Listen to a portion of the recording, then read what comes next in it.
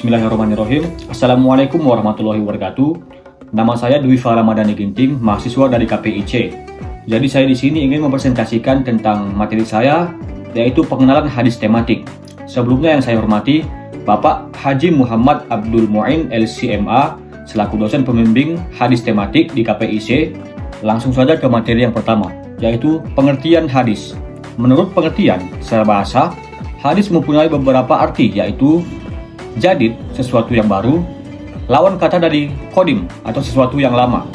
Kodib, dekat, lawan kata dari ba'id atau jauh, dan kabar atau berita, yaitu sesuatu yang diberitakan, diperbincangkan, dan dipindahkan dari seseorang kepada orang lain. Sedangkan hadis menurut istilah ada perbedaan pendapat antara ahli hadis dan ahli usul. Menurut ahli hadis ialah seluruh perkataan, perbuatan, dan hal ihwal tentang Nabi Muhammad SAW. Sedangkan menurut yang lainnya ialah segala sesuatu yang bersumber dari Nabi, baik yang berupa perkataan, perbuatan, maupun ketetapannya.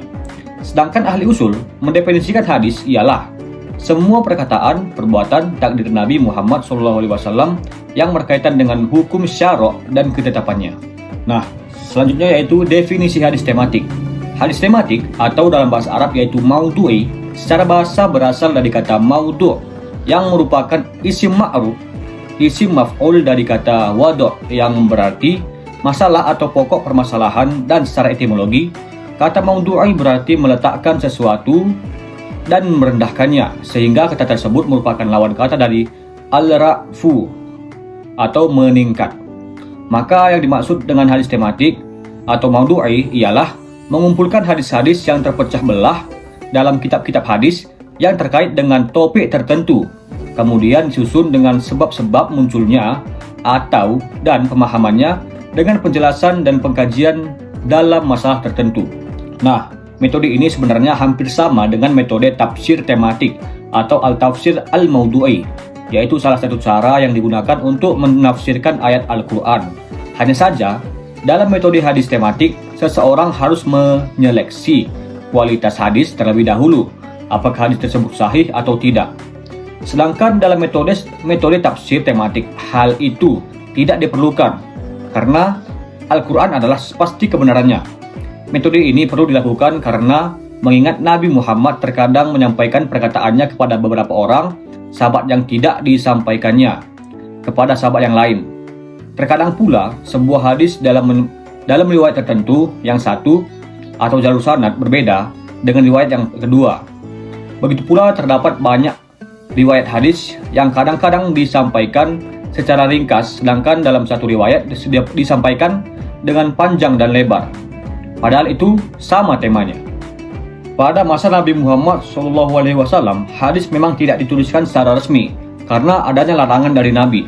Sebagaimana sabda Nabi dalam hadis riwayat Muslim, "Jangan mengambil apapun dariku, dan dia yang menurunkan apapun dariku, kecuali Al-Quran.